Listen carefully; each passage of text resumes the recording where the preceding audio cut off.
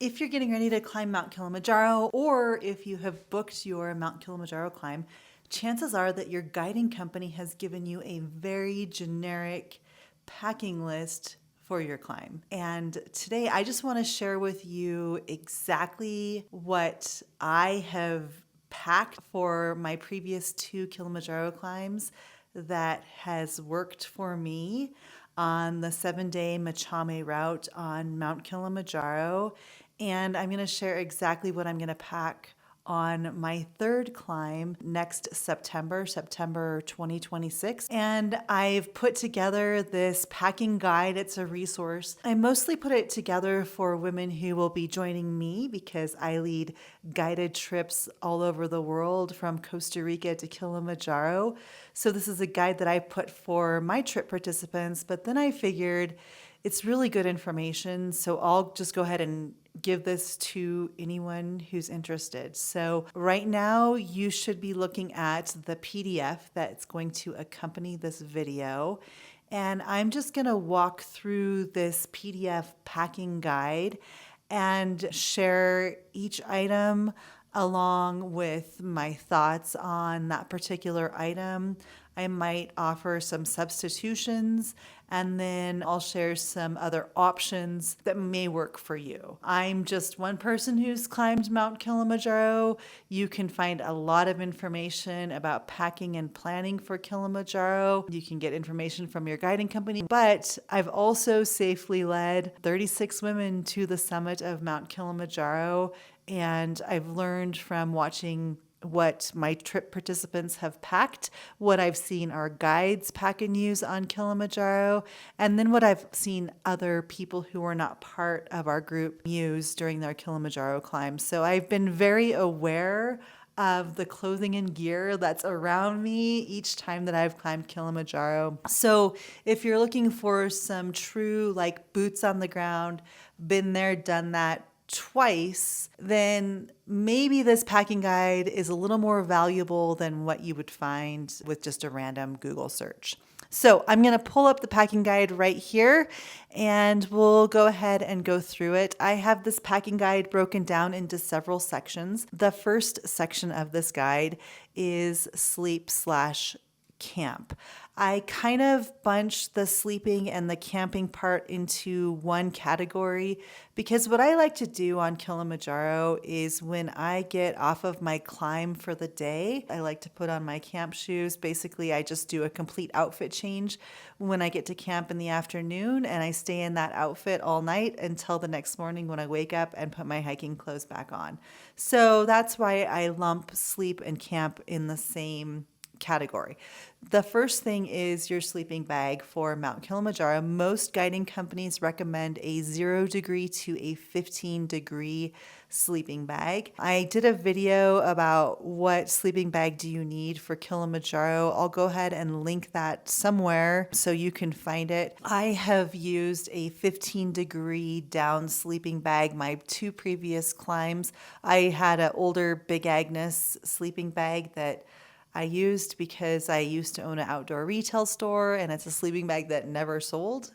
And I ended up with a lot of products that never sold in my own personal kit. I did not like this sleeping bag at all. It was plenty warm, but it started to leak feathers a little bit. So I patched it up before I went to Kilimanjaro, and then I just left it in Moshi with our guides. I think that a porter or a guide may be able to get another year or 2 use out of this sleeping bag. So currently I'm shopping for a new sleeping bag. What I'm looking for right now is a 0-degree sleeping bag because I think I want just a little warmer sleeping bag. And I'm also looking for the lightest, smallest down 0-degree sleeping bag that I can find out there. So if you have any ideas, that's what I'm in the market for. Okay, next on my list is a sleeping bag liner. This is not a mandatory thing. This is an optional thing. If you're renting a sleeping bag from your guiding company, then I definitely recommend bringing your own sleeping bag liner. I'm sure that those sleeping bags are going to be washed and cleaned between clients, but I just would anytime I've borrowed or rented a sleeping bag, I've just felt better with my own sleeping bag liner. A sleeping bag liner is going to make your sleeping bag just a scooch warmer And especially if you're doing the 7-day Machame route, that first night and that last night, you're in the rainforest. You're not going to be as cold as it gets once you're above 13,000 feet at some of those higher camps. And so then it's nice to have a sleeping bag liner so you can put the sleeping bag liner in your sleeping bag and then unzip your sleeping bag, and you'll be a little bit cooler but not quite as drafty. So that's when I like a sleeping bag liner. I also like it for some of those afternoons when you get to camp early. If you've done a good job of hiking and you have a little nap time, sometimes I don't want to crawl into my full sleeping bag in the middle of the day, but I do want like a nice light little blanket. So that's when your sleeping bag liner can come in handy. I just slept this year with a merino wool base layer top on, and then I just had a cheap pair of joggers that I got at Ross that I wore. Some people might prefer to wear like a merino wool or synthetic base layer bottom. I kind of don't like stuff tight and constricting when I'm sleeping. I like stuff to be a little more loose, especially on my lower body. So I just wore a cheap pair of joggers and they were adequate. But if you're somebody who gets cold really easily, then maybe just stick with a traditional base layer bottom. The other weird thing that I kind of pack for my sleep system, and this was brand new to me, but last year when I was doing the Salcantay Trail in Peru, I bought this really soft alpaca scarf, and I guess it's more like a shawl. It's a little bit longer. I just usually pack that in my carry-on when I'm on the plane, and then I have kind of my own blanket if it gets cold during the flight. But at the last minute, I threw this shawl, this alpaca shawl, into my duffel bag, and I use it on Kilimanjaro as just an extra blanket. Sometimes it does get a little cold in the dining tent, so I could have brought this shawl in and used it as like a blanket when I was at the in the dining tent eating my meals. I also don't pack a pillow. I'm not a big pillow person. So if you're somebody who doesn't pack a pillow when you go on an adventure like this, what I did is I laid this scarf over my clothes, and then it made just a really nice soft pillow for my face and my head. So I kind of just use this alpaca scarf as a pillow and just a really soft layer. And sometimes I'd get a little chilly sometimes at night at those high altitudes, and sometimes in the morning I'd be a little chilly when I woke up, and then I would just wrap the shawl around my neck like a big scarf, and I would be nice and cozy when the cooks would bring tea to our tent to wake us up. So I love this alpaca shawl, and I'm going to include it for the rest of my Kilimanjaro climbs and any big expeditions, because it was just like a nice, cozy, soft thing to add to my packing list. Next is camp shoes. A lot of people will wear flip-flops or Crocs. I used Crocs as a camp shoe my first climb.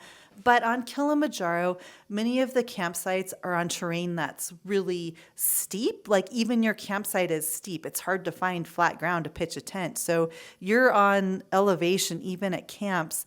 And a lot of times when you're at these camps, it's not like a nice grassy surface. It's dirt and rocks. And kind of sometimes the campsites can be a little slippery because you're going up and down and there's loose rocks. And I just think it's safer to have a camp shoe that has a really good sole. So that's why I like these chalet slippers, because they're a insulated slipper on top, but they do have a really burly sole. There's a lot of outdoor companies that make slippers that have like a Vibram sole or something that's got a lot of traction. That is what you're going to want on Kilimanjaro. It's not so much just it's a comfort thing, but I would say it's more so a safety thing. Then it's just not safe to be walking around some of these camps in your flip-flops. And next is you're going to need a duffel bag.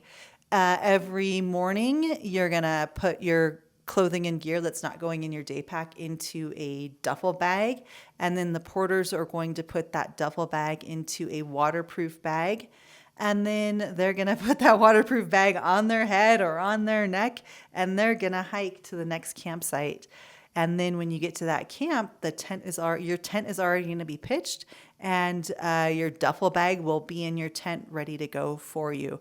So it's important to have a duffel bag that is a soft duffel bag, nothing with wheels, nothing that's got a hard shell because this has to go on a head or a back. And you don't need like a backpack duffel bag. They're not going to use any shoulder straps that bag has. I like the Thule Chasm 90 liter, and 90 liters is a good size because it's not too big for the porters. It's still going to fit in their wet weather bags, and a 90 liter is going to fit what you need. Anything larger than that, you're going to be tempted to overpack. Anything smaller than that, you're going to be really struggling to shove everything into your bag. And that's just not a lot of fun. One quick note there is porters on Mount Kilimanjaro are only authorized to carry 33 pounds per person so all of your gear, your summit night clothing, your hiking clothing, your camp clothing, your sleeping bag, whatever, has to weigh less than 33 pounds.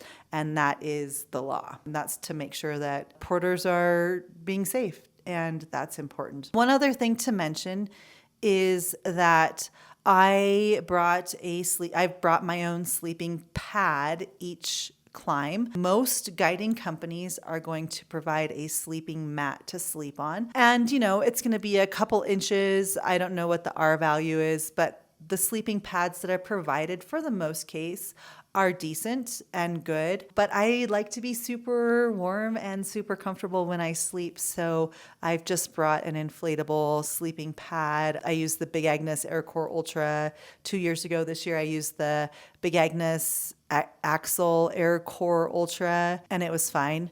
So I'm going to keep bringing my own sleeping pad just for a little extra warmth and a little extra comfort. The R value, I don't know the R value of the sleeping pads that are used on Kilimanjaro, but I imagine it's kind of a lower R value. That's like the insulation value.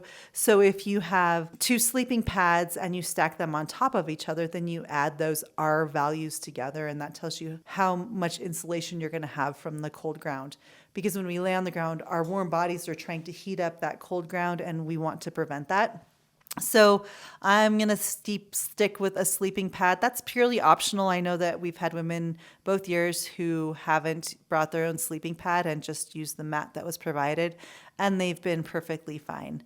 But I always bring my own. Okay, so that is sleeping in camp stuff. We talked sleeping bag liners, sleeping pad, base layer bottoms, base layer top, my alpaca scarf, camp shoes, and then your duffel bag. The next section here of our guide is what I packed in my day pack. So this is every day you carry your own day pack. And in your day pack, our guides wanted our packs to be as light as possible. One mistake that I've seen on both of the climbs that I've led is people pack way too much stuff in their day packs. And the other mistake is water bottles that are super heavy. Our guides ask us to carry between 2 and 3 liters of water every single day. And if you're carrying a heavier water bottle, like think about like a hydro flask or a Yeti or some sort of Stanley insulated thing, you're adding a lot of weight to your day pack every single day. So I would say stick with a plain old Nalgene water bottle or something even lighter than a Nalgene. Plastic, like disposable plastic water bottles, are not allowed on Mount Kilimanjaro. So it has to be a water bottle that is designed for many uses. I just use Nalgene water bottles and they're fantastic. So that's a quick note about how to save some weight. And I'll talk about that more in just a second. But the first thing is your day pack itself. And I have used the Mystery Ranch Scree 33 backpack for my 2 previous climbs. Every trek that I've been on in the last year and a half, I've used the Mystery Ranch Scree 33. For me, 33 liters is a good size because I can fit an extra layer. I can fit some extra food. I can fit 2 to 3 liters of water. I can fit all of the electronic devices that I hike with, and it's just fine. Some people might want a larger day pack. I would say 33 liters is probably the biggest backpack you want to have on Kilimanjaro. You really just don't need anything bigger than that. I really do like the Mystery Ranch Scree 33 backpack. My only problem with this pack is that Yeti has purchased Mystery Ranch, and I have a missing buckle on my Mystery Ranch backpack, and I have tried for 6 months to get a replacement buckle for this pack, but no one's answering my phone calls, no one's responding to my emails. And so I think there's been a lot of turnover with Mystery Ranch since Yeti bought the company. And I just think Mystery Ranch, the product, the quality of Mystery Ranch is probably going to go down significantly now that Yeti owns the company. So I don't think I could rightfully tell you to go out and get the Mystery Ranch Scree 33 right now just because of what's happening with this company. And I'm really sad about it, but that's just the way it is in the outdoor industry. But you know, a lot of people were using packs from Osprey is great, and Osprey packs have a lifetime warranty. Deuter makes fantastic packs, and they also have a lifetime warranty. So I think as long as you get a backpack that fits your body really well, you'll be good to go. And to do that, I wouldn't be ordering a backpack off of REI or backcountry.com or whatever. I would actually go to an outdoor store and I would be fit by a professional, because your torso length really determines what size backpack you're going to need. And there's also a lot of people who just have backpacks that don't fit properly on Mount Kilimanjaro. Like if there's a gap between the harness of your backpack and your back, that's going to hurt and it's just not going to feel good. So make sure you get fit for a backpack. A lot of people think about getting fit for a backpack if you're buying a backpacking backpack, you know, a big backpack that you're going to use for multi-day trips, but it's important to get fit for a day pack as well, especially when you're doing a big mountain like Mount Kilimanjaro. So that was the day pack that I've used and I really like it, but I might have to start looking for a replacement here at some point. Anyway, okay, next up is a seat pad. A seat pad is one of those fun things to pack. When I take a break when I'm hiking, I don't want to sit on a cold rock. I don't want to sit on the ground. I want to sit on something that's going to insulate and just be a little more comfortable. So I picked up this seat pad from Nemo a few years ago and I absolutely love it. This year, a lot of girls brought Nemo seat pads and they didn't use them at all. So don't go out and buy a seat pad if it's not something you're going to use. But I'm telling you, once you use a seat pad and you're not sitting on a cold rock, you're going to love it. So that's one of those luxury things that I pack. I also have used this seat pad as kind of a pillow too on Kilimanjaro, and it's great. We talked a little bit about water bottles. I packed a 48-ounce Nalgene and a 32-ounce Nalgene.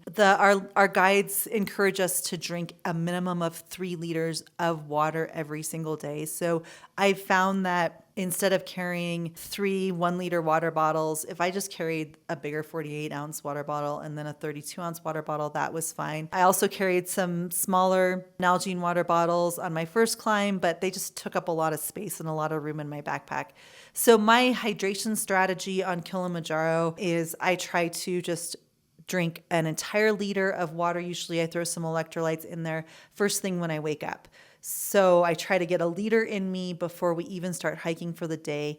During the hike, I try to get a liter and a half, maybe even 2 liters of water in. And then when I get to camp, I try to get another liter of water as soon as possible so that I can just hydrate as much before I go to bed as possible. That's kind of my water strategy, and it's worked great for hydration on Kilimanjaro. If you have a hard time drinking 3 liters of water a day, I would say that it's good before you head out to Kilimanjaro to maybe practice increasing the amount of water that you can drink so that it's not a huge shock to your system when you get to Kilimanjaro and the guides are like, have you had 3 liters of water today? So practice drinking water before you go. I carried a small first aid kit and I blended my first aid kit with my hygiene kit. I'll talk about that in a second. In my day pack, I also had some salty snacks. My body always wants salty snacks, protein bars, jerky. Those are good things that I like to eat. This year I had some Sour Patch Kids, and they were amazing. I had some dried mango. Jolly Ranchers were really nice. Salt Stick electrolytes, Noon electrolytes, and Element electrolytes were really good too. I'm going to add a few things based off what some women in our group packed this year. One woman had chocolate covered espresso beans that she was eating on summit night that were amazing. And I think that's really cool. A little shot of caffeine to maybe help with an altitude headache, and some energy chew. I'll talk about this in another video, but I struggled getting enough calories in my body.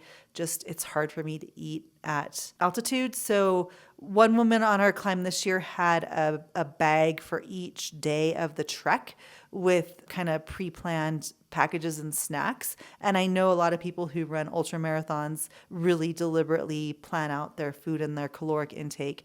I'm going to take that strategy and I'm going to adopt it next year for my climb, just to make sure that I'm getting a minimum number of calories, just in case I have a hard time sitting down and eating a meal. So at least I know I'm getting a minimum amount of calories. So snacks, electrolytes, I would just take whatever I'm going to need for that day, and then the rest I would throw in my duffel bag. Another good thing to have in your day pack every day is a poncho. Hear me out here. I know like ponchos are not that cool. Most people just pack a rain jacket and rain pants. I really like ponchos, not just for rain protection. You can just throw a poncho on and then you're covered, like your backpack is covered, your body is covered, nothing's dripping down your legs. I hate rain pants. I would much rather put on a poncho than wear rain pants. And the other thing that's cool about ponchos is if you can crawl inside your sleeping bag, then you can put your poncho on top of your sleeping bag and make yourself into a little burrito. Tuck that poncho underneath your sleeping pad, and you're going to be a lot warmer. If you've taken a wilderness first responder course, you might know what a hypo wrap is. It's how you wrap somebody who has hypothermia, and you basically can give yourself, do a hypo wrap on yourself if you're super cold in your sleeping bag at night. The other thing that's cool about ponchos is some of the guiding companies on Kilimanjaro have tents that are really low to the ground because they're mountaineering tents, but they also don't have anything under the vestibule like the rainfly. So it's like the tent, and then you have the vestibule, and then just a bunch of dirt and rocks.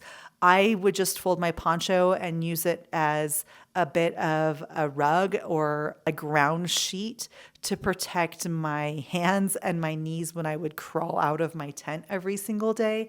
And that's a great thing to use your poncho for too. So it has all of these uses. So that's why I love ponchos. They're just something that you can use for many different things. And then you're saving a lot of weight and a lot of baggage. And I threw my trekking poles in here with my day pack. I use the Black Diamond Distance Carbon Z trekking poles, and I have another video on my YouTube channel coming out about these trekking poles, but it's really important. And if you're going to spend money on anything for your Kilimanjaro climb, it should be warm clothes for summit night and a good pair of trekking poles, especially a pair that's going to be really lightweight.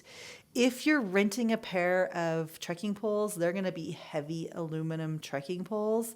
And if you think about it, the 7-day Machame route on Mount Kilimanjaro is 37 miles. And if you think about it, you're essentially going to be lifting a 1-pound weight every mile up and down Mount Kilimanjaro if you have those heavy aluminum poles from your guiding company that you've rented. If you can just invest in a small, lightweight pair of trekking poles, you are going to save so much energy because you're going to have just a lot more comfort, and your muscles are not going to be working that hard to move your trekking pole up and down the mountain. So that's my own spiel on trekking poles. And if you want to talk to me more about trekking poles, I get very passionate talking about trekking poles. So just get the lightest trekking poles you can afford. Okay, that brings us to hiking, clothing, and accessories. I have a strategy on Mount Kilimanjaro on the 7-day route, 7-day Machame route, where I like to wear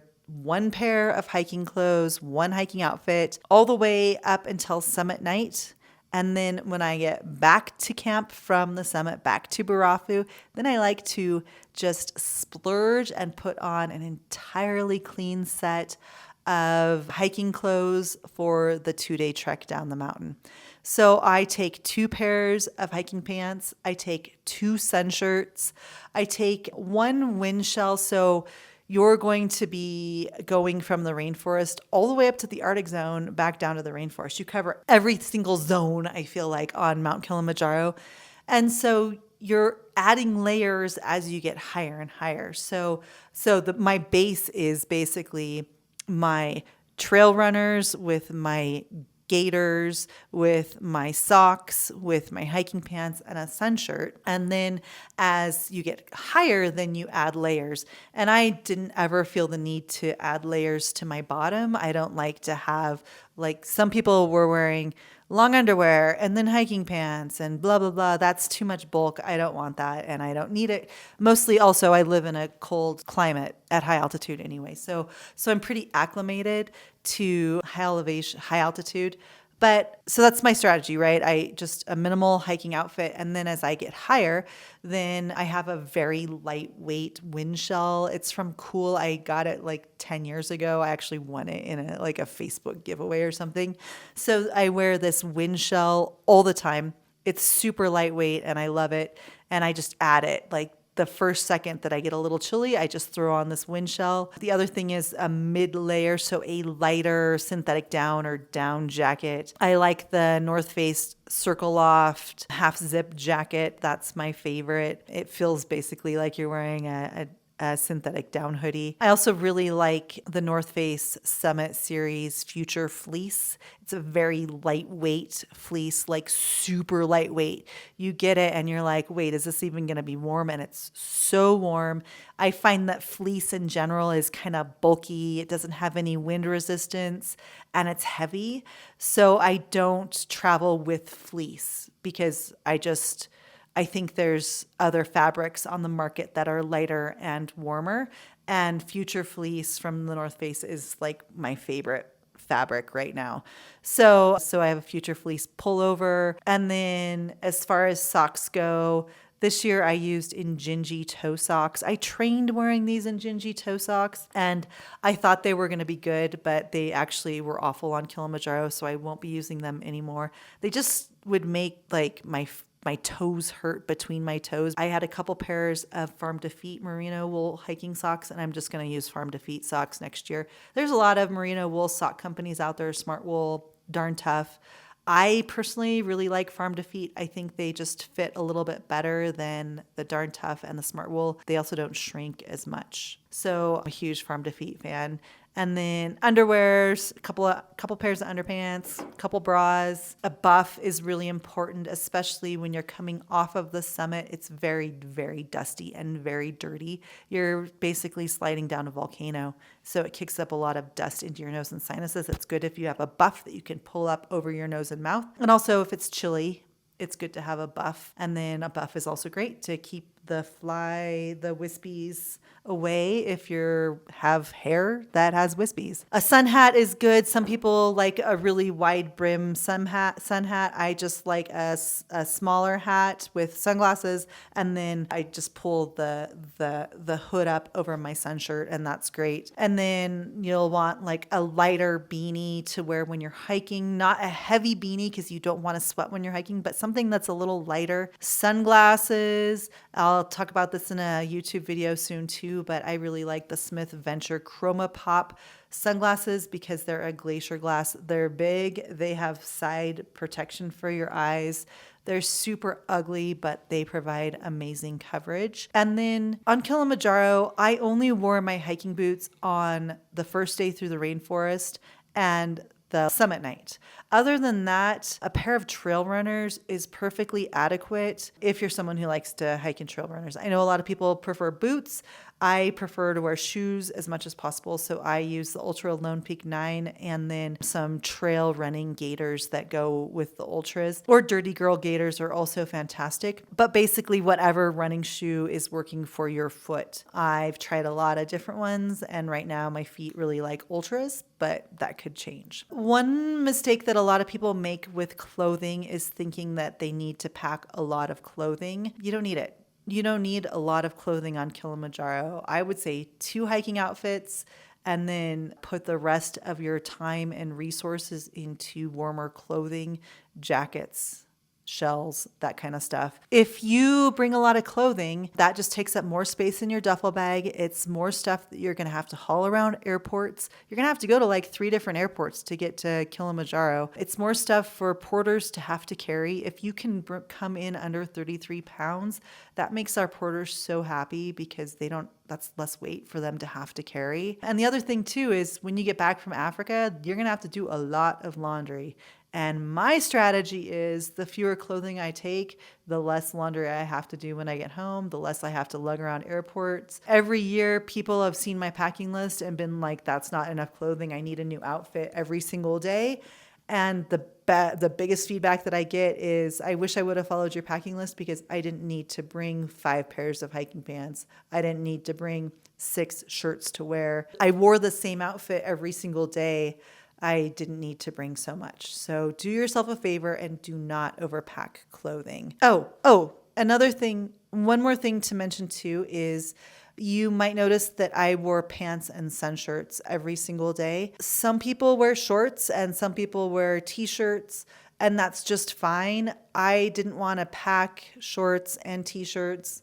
And also I'm kind of old and I don't really want to get sunburned. I don't want to get bug bites. So I like to just cover myself up with pants and long sleeve shirts.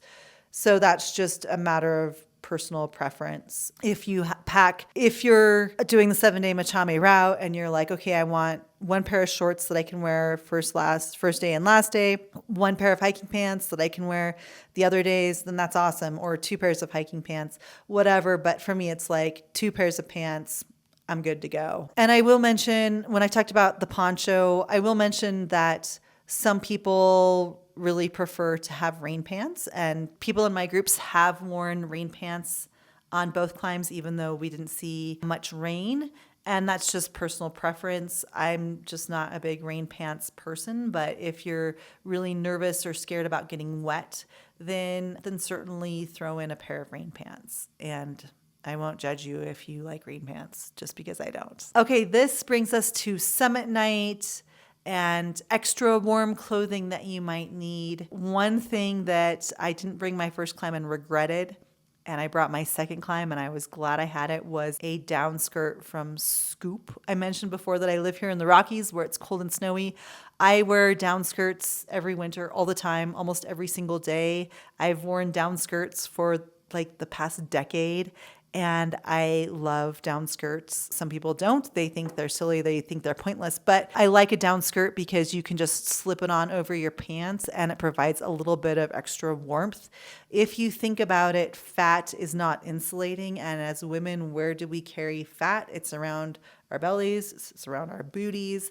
And so down skirts are just really comfortable. They can really help warm up your body in a jiffy if you're cold. So I brought a down skirt from Scoop. I wore it around camp a couple times. I had it in my Daypack to wear on summit night, but it didn't get cold enough, or I didn't feel the need to put it on summit night. Although some people did wear their skirts on summit night, I didn't. When I mentioned that I was packing a down skirt this year, a lot of women were like, what's that? But they went out and got them anyway, and they were all so happy that they packed a down skirt. So definitely bring a down skirt if you're a down skirt kind of girl. Next thing is a heavy beanie. So I mentioned a lighter weight beanie when you're hiking. At camp, it's nice to have a thicker beanie. I have a merino wool beanie that I wear around camp and that I wear when I sleep. And I don't hike in it. It's more for camping and sleeping, but it's good to have a thinner beanie and then a thicker beanie. It's also really important to have a really thick, warm jacket. Some people bring like a heavier winter coat.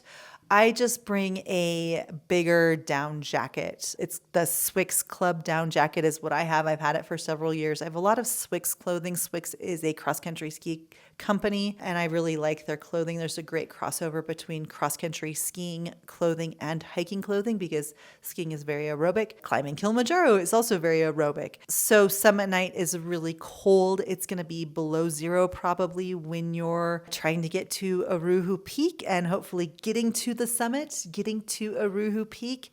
And I just think it's really important to have a down jacket that has a between 500 and 800 fill weight. You want a down jacket that's going to be super warm, but also something that's going to pack down very, very small. And that's the down jacket that I've selected. I also like this down jacket because it has a really big hood and it comes up almost to the bottom of my nose. So you can zip it up and basically just have your sunglasses and your nose is the only thing that's not protected from the cold. As far as pants go, my base layer, I wore a merino wool base layer top from Icebreaker. I wore some Odlo base layer bottoms, and then I wore a pair of insulated cross-country ski pants, the Swix Horizon ski pants. Some people were wearing like snowmobile pants or really big downhill ski pants. For me, that's just too much. Maybe if you come from a warm climate, then maybe you want something that's like bigger, thicker, warmer, but you're also moving on summit night. So even though it's below zero, you're still moving. You're not standing stationary. You're moving and you're active. So I just wanted to be as comfortable as possible. So basically on summit night, my kids are both on the cross-country ski team. I was a cross-country ski racer, so I dressed like a ski coach on summit night. Still have to be active and move, but I still need to be warm. Micro spikes are something that is recommended on the summit of Kilimanjaro, depending on the trail conditions. I usually ask our guides a couple weeks before we go. I say, hey, is it going to be icy on summit night? Should we bring our micro spikes? And they say yes, or they say no, you don't need them. But I've never regretted bringing micro spikes to Kilimanjaro just in case. The gloves that I wore on Kilimanjaro are the Hestra Ergo Grip Active gloves, and then the Hestra Z-Zone Pointer mittens are what I'm going to bring this year. I brought a lighter pair of mittens this year from Hestra, and they weren't super warm. My thumbs got cold, so I'm going to bring a bigger pair of mittens. When it comes to your gloves and your mittens, make sure that you know how to loosen the straps on your trekking poles so that you can wear your trekking poles comfortably with your mittens.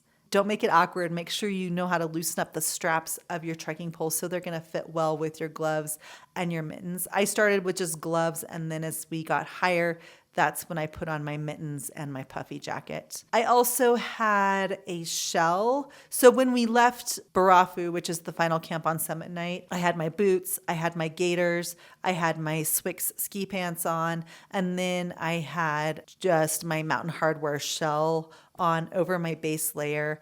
And then on top of that, I actually had a running vest, just the Osprey Dina 6 running vest with 2 water flasks and a bar. And I wanted to, last year on Kilimanjaro, my water froze in my Daypack. So I wanted to have some water that was warm between my layers and against my body that wouldn't freeze, so I could have water to sip on the way down the mountain that wasn't frozen. So that's how I started my hike, with my running vest over my shell and then my Daypack on. And then as we got about to 18,000 feet, that's when I put on my puffy jacket over my running vest. And that was a really good strategy to keep water from freezing. That is a huge concern on summit night. People are so worried about staying warm, but you also got to figure out how to prevent your water from freezing, because if you're not drinking water on summit night, you're going to be in a world of hurt, because you climb from midnight all the way until 8 or 9 the next morning, maybe 10, 11, depending on how long it takes you to get down the mountain. And then you get an hour of rest and lunch, and then you have to hike the rest of the day to get to your next camp. So you have to be able to keep that energy up from midnight until 5 p.m. the next day. That's a long day of hiking. So water is really crucial. One thing that I added this year was heated insoles into my hiking boots. I got cold toes last year on Kilimanjaro because my hiking boots are not insulated. I don't like insulated hiking boots, but also I tend to get really sweaty feet. So I'm always walking this careful balance between how much warmth do I put in my boot to keep my feet warm, but also to prevent getting really sweaty feet, because sweaty feet are cold feet. So this past winter, I spent a lot of time experimenting with my hiking boots, different sock combinations, and then I ended up buying a pair of heated insoles that are super cool. They just charge with a little USB-C charger, so they don't have a big bulky battery pack or anything. And I just put those insoles into my hiking boots and I turned them on. I put them on level 3 instead of level 5 because I was going to be hiking, and my feet were nice and toasty this year. They were warm without being sweaty, and that was perfect. A lot of people were trying to figure out how to put hand warmers and foot warmers into their boots and into their mittens, and chemical hand warmers need oxygen to heat up, and they're just not that effective. I don't think that they're that good at keeping your hands and feet warm, but heated insoles are amazing. And the other thing with chemical hand warmers is sometimes they can cause some blisters or some chafing, especially if you're putting them in your boots and you haven't been training with chemical hand warmers in your boots. So I just think they're just kind of a bad idea to put in your boots and your mittens. Now, is it okay to put a chemical hand warmer against your belly? Yeah. Is it okay to maybe put it against your wrist where you can keep your wrist warm and that's going to keep your hand warm? Absolutely. But as far as stuffing them into boots and mittens, not recommended. So those are my thoughts on chemical hand warmers. And then boots. I have had the same pair of La Sportiva hiking boots for about a decade. They're old, but they're broken in. They're super comfortable. They've been all over the world with me. The seam is actually coming off them, and I repaired it with some shoe goo. With boots, it's just really important to make sure that you're training in those boots, that they're comfortable for you, that your boots are broken in, that your feet are conditioned so you don't get blisters. And that's awesome. Now, you might want to consider maybe wearing 2 pairs of socks, like a thinner moisture wicking merino wool sock liner and then a thicker ski sock. That's awesome. I don't like to have that many socks on my feet, and I just really like heated insoles in my boots. Another thing is a few people have tried battery operated socks, like if you want heated socks. I have a pair of heated socks that are battery powered that sometimes I've used for downhill skiing, and they have a big battery pack on the side. Even though they keep my feet warm, I just don't like the battery pack that is bulky and gets in the way of my stride. So whenever you're looking for battery operated, heated type stuff, just be aware of where the battery pack is going to be if it takes like AA's or AAA's. And if you can find something that's rechargeable, that's even better, because then you're not going to have a big bulky battery pack. But it's so tempting to just be like, I'm going to just buy battery heated socks and I'll be good to go. And yeah, you'll be warm, but then you're going to be stuck with this annoying battery pack on your leg, and it might not be as dependable in the cold temperatures. So just be aware of that. So yeah, don't skimp on cold weather clothing. Cold weather clothing can be expensive, especially if you live in a warm climate where you're not going to wear it except for your Kilimanjaro climb. You can find great deals on eBay or Poshmark, or borrow stuff from a friend, or you can rent stuff. Or if you're going on one of my trips, I might have something extra that would work for you too. So just ask around and see what you can borrow, what you can rent, or what you can buy used. I think that's a great option. I want to talk a little bit about electronics on Kilimanjaro.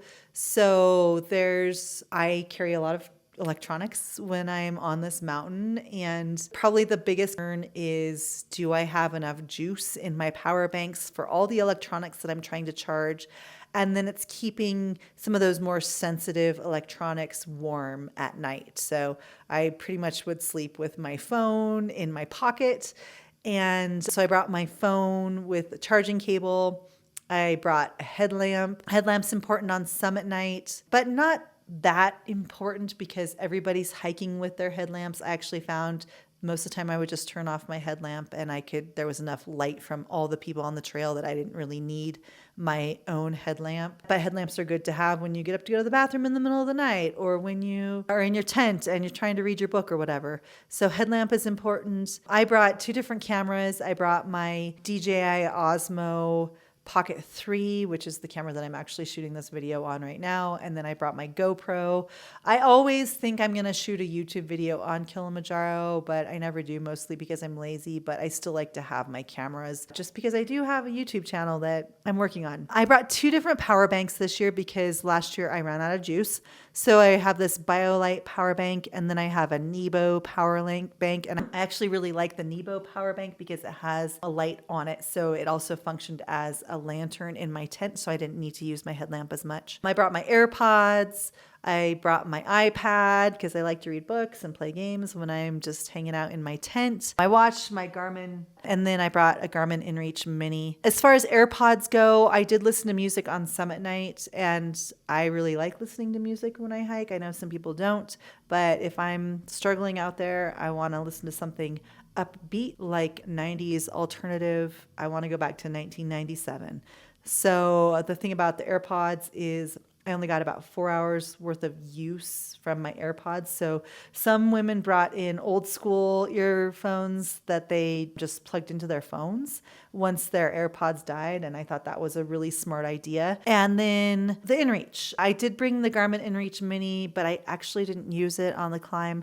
I was going to send out tracking updates and tracking links to everyone's family and friends who was in our group this year, but I couldn't get the Garmin EarthMate to connect with my InReach Mini when I got to Tanzania and to update the contacts. It just didn't work. So I didn't bring my InReach Mini. It stayed in my duffel bag at the hotel while I was climbing. And I'm probably going to try to bring it next year, but I don't know if it's worth it. Mostly also because when I'm on these trips, my husband doesn't feel the need to like stalk me and track me and know where I am all the time. He really trusts me and he trusts our guides. And so I think if my husband was really concerned about my safety or something like that, then I would definitely use the InReach just to give him peace of mind about where I am. But we definitely have a marriage where he trusts me when I'm out on these adventures, and he doesn't worry about me because he knows that I'm safe and that I'm going to make good decisions. So this brings us, so those are my electronics, and keeping all those electronics charged is tricky. And I would usually just try to charge everything as soon as I would get back to camp every night. And then I would sleep with my electronics in my sleeping bag or pretty close to my body so that everything would stay charged, especially just because some of my electronics are pretty old. But if you don't wear a watch, if you're not bringing a GPS or headphones, and the only thing you're charging is your phone, then maybe you only need one power bank. But I had a lot of electronics to charge, so I brought 2 power banks. Okay, this brings us to hygiene and first aid. I had this stuff divided in 2 different bags. One was first aid supplies that I carried with me every day while we were hiking, and the other one was the other bag was just stuff that I would use at camp. First up is Wizzy wipes. In the past, I would carry a small pack towel to use because every morning and when you get back to camp, the porters bring you a warm bowl of water for washing. And so I would just use my towel and I would wash my face and my hands with my small pack towel, but then my towel would be wet and it wouldn't always dry, and it was a thing. So I just started using Wizzy wipes, small little coin size piece of compact paper towel, but it's soft. And so you just wet it and it expands like a washcloth. So then you can use that wipe to wash your face and to wash your hands, to wash your feet, to wash your body, whatever's smelling bad. And then you can just throw the wipe away. So I really like Wizzy wipes because they're just very small, very packable, and then they're disposable, so you don't have to deal with packing a whole towel and then having a wet towel and all these things. You can also use a Wizzy wipe as toilet paper. So sometimes I would just put a little bit of water on the Wizzy wipe so it expands, and then I would use it as toilet paper, especially if I'm going number 2. And then you can make sure you're really staying nice and clean. Toothpaste. It's important to talk about toothpaste on Kilimanjaro. A lot of people just stand outside their tent and brush their teeth and then spit the toothpaste out onto the ground.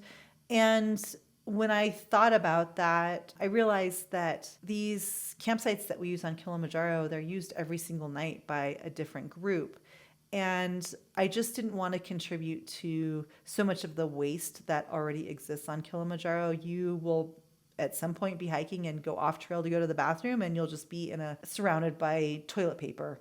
And so I wanted to do my part to not leave a trace on Mount Kilimanjaro. So I just got this fluoride-free toothpaste that you can actually just swallow. So I didn't want to have to step out of my tent and spit crust on the ground. I could just brush my teeth inside my tent and then swallow a small amount of this toothpaste, and it was fine. So I used the Boca fluoride-free toothpaste nano Hydra Pite toothpaste. Of course, I brought a toothbrush, dental floss, some Dr. Bronner's to put into the wash bowl to wash my face and hands a couple times a day. And then let's talk about sunscreen a little bit. I really recommend a sunscreen that is going to be really thick and protective on your face and your hands, and a sunscreen that is also going to prevent wind burn.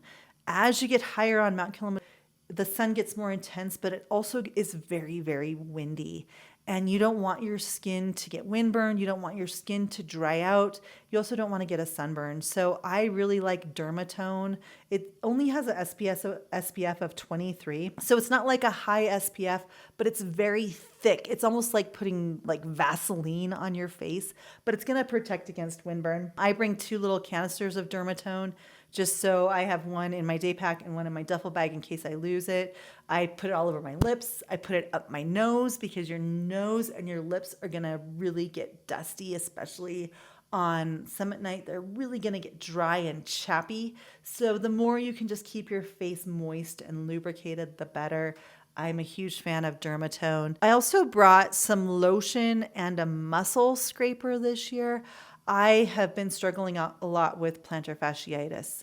And so my physical therapist taught me how to scrape my foot to really dive in and break up that fascia. And because my physical therapist taught me how to scrape my foot, I just threw in a muscle scraper and some lotion. So every morning and every night, I would really work through that pain on my foot.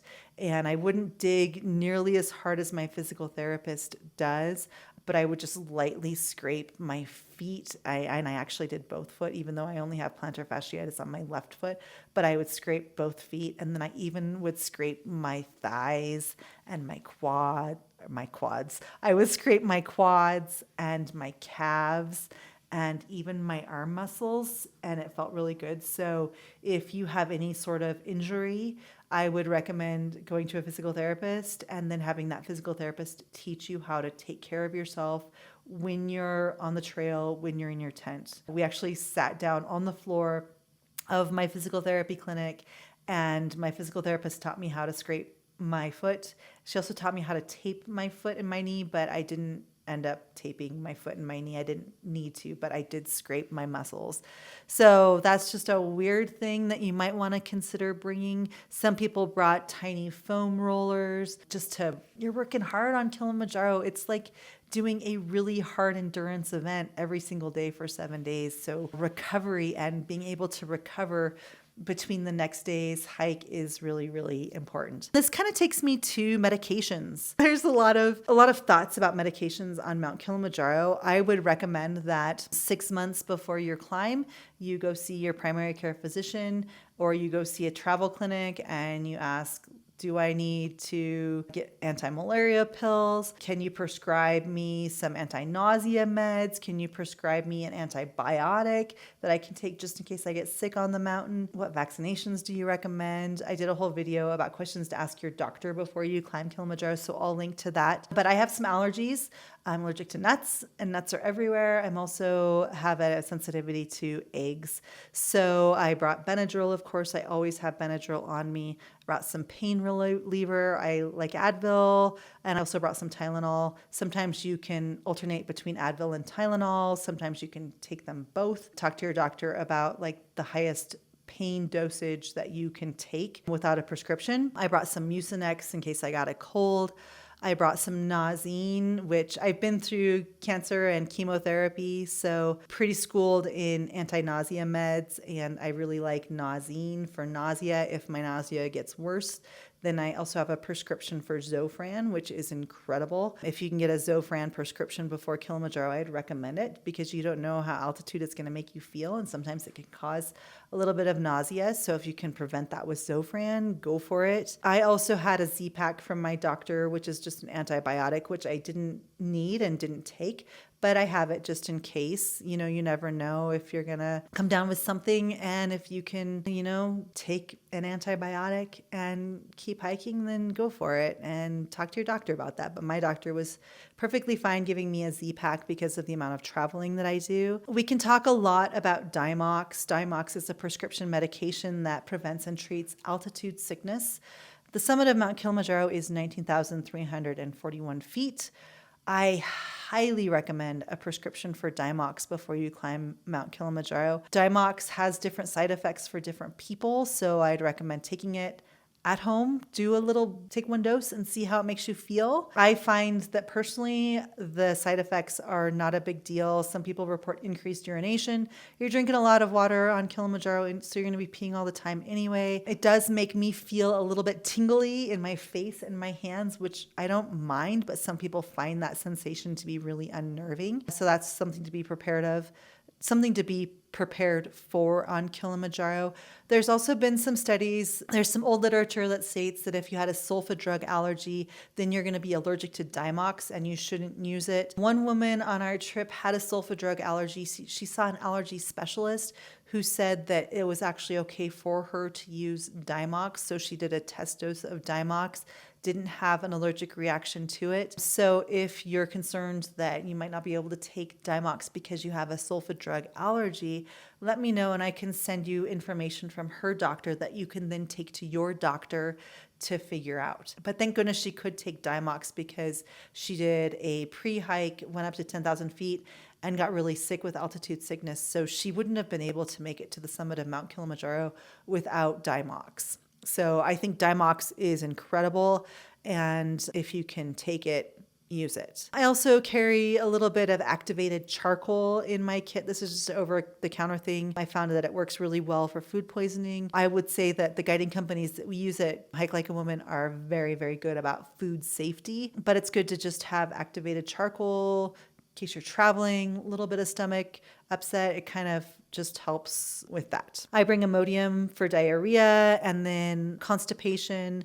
Usually I find sometimes I can get a little bit plugged up, especially on those travel days with long flights and difference in food. Usually I just take some Metamucil and then I'm able to go to the bathroom and feel much better. I think it's better to try to avoid Imodium and Metamucil if you can. Some people will take a more potent medication for constipation and then that gives them diarrhea. So then it's just like this cycle of pooping. So I try to sort it out naturally if I can. Another thing to think about bringing is, I mentioned before how your nose and lips get pretty chappy, especially those last couple days on Kilimanjaro, because air is very, very dry at 19,000 feet and it's very, very windy and very, very dusty. The last 2 years, I've gotten really chapped lips and a really chapped nose, even with constantly putting dermatone on my face.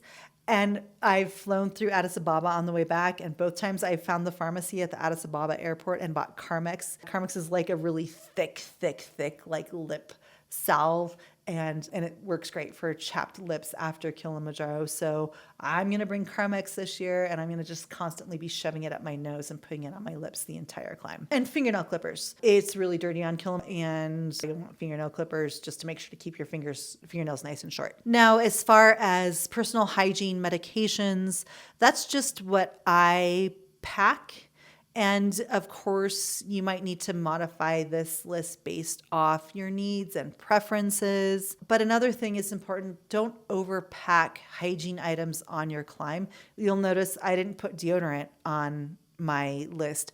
I don't wear deodorant when I hike because I actually want to sweat, because sweating tells me how hard I'm working. If it's hot and I'm not sweating, that's a cue to my body that I'm not drinking enough water. So I really keep my hygiene items really minimal. Really, when it comes down to hygiene on Kilimanjaro, I'm like, medications, how can I keep my face and hands clean and the rest of my body clean? And then teeth, like toothbrush, toothpaste, dental floss. That's pretty much and sun protection. That's pretty much my hygiene routine on Kilimanjaro. Maybe I'm a little funky. Maybe, if funky is cool. When it comes to climbing Kilimanjaro, it's also important to think about that's like what you're taking on the climb. But most of the time, you're going to want to be leaving stuff at the hotel, like your travel clothing, that kind of stuff. Most hotels have a secure room where you can store your luggage. Some have like vaults where you can lock up your passport and your wallet. So that was my climbing list. This is my travel, safari, leave at the hotel while I'm climbing packing list. The first thing is headphones. I like really comfortable headphones when I'm flying, noise canceling. So a Sony pair of headphones, power adapter. I just use a universal power adapter when I travel internationally. My passport, you do need a visa to enter Tanzania. You can learn about that, and I'll share information about how to get your visa if you're joining me for a Hike Like a Woman trip. My wallet, my travel clothes. When I'm planning what I'm going to wear, I'm always like, okay, I have 2 days of travel, then I have how many transition days between traveling and when activities start. So this year I had a day of travel, and then I had one transition day, then I had 3 days of safari, then I had one transition day, then I had a 7-day climb, and then I had a travel day. So I pretty much wore my hiking clothes on the safari, but I had other outfits for those transition and travel days. So I left those clothes back at the hotel. I also had a laundry bag. I brought a scrubba bag, which is like a dry bag that has little nodules on it so you can scrub your clothing and then hang your clothing to dry. I was going to do laundry at the hotel on one of the safari days, but the hotel had a laundry service, so I just paid to have my laundry done. But I like to not pack as many clothing and then be able to do laundry halfway through the trip. I brought some sandals to wear. I brought a rolling duffel bag. My purse, I like the Cotopaxi crossbody bag. I brought a pair of Gooder sunglasses because I didn't want to wear my big trekking glacier glasses on safari. Brought some insect repellent, some bug bite relief stuff, shampoo, conditioner, earplugs, eye mask, fingernail brush, deodorant, the hygiene type items that I left at the hotel. It's also a good idea to think about locking up your duffel bag. So if you have like a little travel padlock, that's good to lock up when it goes into one of those storage areas. So anyway, that is what I packed for Mount Kilimanjaro, what I'm going to pack for Kilimanjaro this year. And if you have any questions about this, please reach out. You can find me, Rebecca, at hikelikeawoman.com. Now, if you're watching this and you're joining me for a group trip to climb Mount Kilimanjaro, the best way to reach me is actually to just tag me in our Slack group, and I will answer your questions there. So thanks so much. And if you have questions, I'm here for you. Have an amazing Kilimanjaro climb.